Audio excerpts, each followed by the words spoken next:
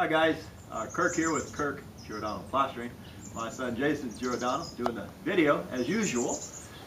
On this particular one, it's a pretty simple tie-in, but what I like about this is a fella emailed me yesterday and I called him back and said, gee, can you take a photograph of that window and email it to me? He said, no problem. He did. He emailed me this. I was able to see the texture and the size of the window. I emailed him back a price, and here we are today. And this took place about 8 p.m. last night. It's about 8:30 in the morning today, and that's how easy it is with video and cameras. So what we're going to do here today is this window here. We're going to take, which the fellows who did this window, they did a real nice job installing it because they went ahead and used this grease membrane and caulked it correctly. So we're going to put our new paper underneath here on top of this. Work our way up, and then we're going to reseal this right along the edge here with some other Sikaflex polyurethane caulking. Better safe than sorry. Then we're going to do 2 coats of stucco, and because of that good photograph they sent me online via email, I was able to see this texture right here, and so I put that material in my truck. So it's pretty simple thing, and technology just amazes me. My son doing the video here, he's pretty good at it, but I'm still amazed at how it can save you so much time, because this particular job, it's a good 45 minutes from my house, so it saves me the time of coming here. Instead, I just pass the savings on to the customer, and we're all happy. Anyway, we're going to get started, and throughout it, I'll show you some tips. Thank you. Okay guys, it's only 10 minutes from the last time we turned it off. I wanted to show you because a lot of people keep calling me and asking me about this particular thing. Alright, we have the new paper, or the existing paper that was here, and we took our Fortifiber. This is just a standard flashing paper. It's craft and it's got fiber mesh in it. So we push this over and we go over the existing paper. Now, their grease membrane, and again, the fellows who did this window did a real nice job installing it. So we're going to pull this paper off of the grease membrane that they've used, and we're going to stick it. This is where folks keep calling me saying, well, how do you do it? So I'll show you. Alright, that sticks down. And the side, the same thing. We're going to pull it off the side here. I actually only cut a little bit of the membrane here to show you guys how to do it. You're going to, underneath here I put more Fortiflash over their existing paper, which is in great condition. And it just goes right on top of there. And we take hammer tacker, tack it down.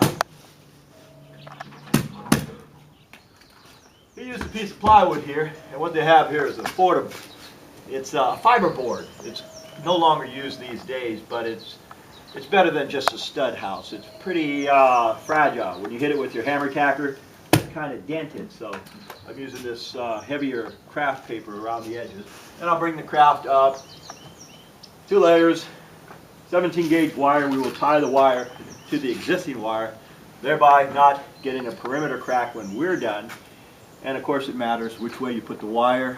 It's self-furred wired, so put it on backwards. Has a tendency to hairline crack when you're done in about a month or 2. So anyway, this is the part I wanted to show you guys and emphasize that the grease membrane always goes over the new paper that we install over the existing paper. And of course the cap here, all window manufacturers have different specifications. These guys, they don't have a Z flashing up here, which I like, but the specifications say they don't need it. So I'm going to go ahead and use this Moist Top Easy Seal, and I'm going to put it right here. And this is a peel and stick also. You peel this, you stick it right down here. It acts as, for me, a pretty good waterproof. Then when we take our new paper, go up here to the side, we fuse that paper to the window with the polyurethane caulking, fuse this all, and is it ever going to get any rain? Doubtful. We've got a 2-foot overhang which protects it. So anyway, that's where we're going, and you'll see us as we're doing it. Alright guys, there you have it. We're ready for inspection. What I'm using for the last caulking is called Moist Stop Sealant. Window manufacturer recommends it, so I'm using what they're recommending. Generally I'm using a Sikaflex polyurethane caulking, but I always like to go with what they recommend. Anyway, we'll see you when we get ready to scratch and brown this. Well folks, I didn't want to bore you with a scratch and brown, so I did the scratch and brown. And I used a product we often use for simple jobs like this, and it's called Luminite. Get it at Westside Building Material.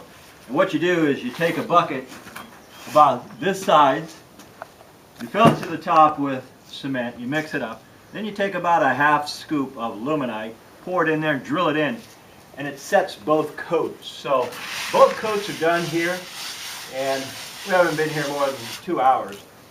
But what I want to show you guys is transition or feathering in. Now on this particular finish, unless you know what you're doing, I wouldn't try it, but I'm going to show you anyhow. After both coats are done, you take this hard rubber float, then you get your joint. You feather your joint in. And I've already feathered the joint in here, but I'm showing you what you would do. You would do like so. Then after you feather your joint with your hard rubber float, then comes a sponge float. And you don't want too much water on this, otherwise it's going to wash it right off. I got a little bit of water, and what I'm doing is just, the transition from new to existing is getting real tight. Meaning, when I put my skip trowel finish, which is in this bucket here, this is a color coat texture mud. And so the color coat will match this because originally it was a color coat. It wasn't done with the scratch and brown coat, otherwise I wouldn't have brought this. So, the transition or feathering in, what we call the stucco, which determines the level of professional skills you have. Alright guys, back again. I'm going to start the feathering in with this La Habra color coat. Same material as what they applied here 30 years ago.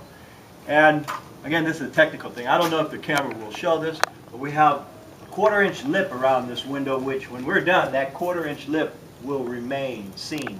So the idea is to keep this wall true and plumb in all directions. Feather it in as tight as possible so when they paint it, you don't notice it. Alright, here we go. Feathering in.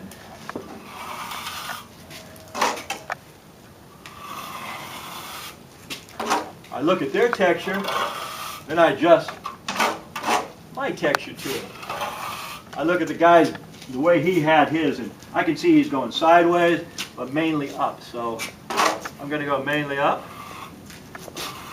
And I'm going to take a few sideways. The idea is to give it a little of each, because when this is painted, if you're having a barbecue, last thing you want somebody to do that's not enjoying himself or has no life is to point it out and say, hey man, did you have a new window put in there? So, here's how we're doing it. And this is a pretty tight finish. I noticed when they did the windows originally, they started from the windows and worked away from it. So I'm starting from the windows and working away from it also. And the beauty of this particular color coat is normally you wouldn't be able to see it, but because it's a different color, you can actually get a pretty good idea of what I'm doing here. A little bit at a time. And this stuff right here, guys, takes practice. Nobody's just going to pick up a hawking trowel and learn how to do this unless you have about 5 years under your belt doing this kind of stuff. So if it's a texture like this, better call a professional. I'm going to finish this off, guys, and show you the final in about 10 minutes. I don't want to bore you with 10 minutes of actual footage of me doing this, but I'm going to remove the tape and plastic and just give you an idea. Again, I'm looking at this texture. They went straight up, so I need to put some lines of mine straight up.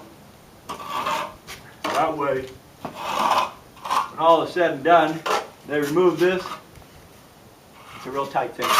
And I'm going to leave this set for about 1 minute. Then I'm going to come back over it and trowel it down so I leave some ridge to match theirs. Well guys, there you have it. And the last thing I'll show you is pull the plastic off around the window, and I take my trowel and I kind of just come down the side here, come down here, and once right here. And the transition is right there. Beauty is this texture can show you with the dark background how well this matches. Anyway, this one's done. This is for those of you who want to do it but don't know how. The texture here will probably stop 9 out of 10 people because you got to have some time in it. I do a lot of little jobs. I got a lot of people calling me on decks, things of leaking, things like that. If you have any questions about stuff, call me, email me, and I'll answer your questions. Again, this is Kirk with Kirk Giordano Plastering. Thank you, Jason, for doing the video, and we'll see you on the next one.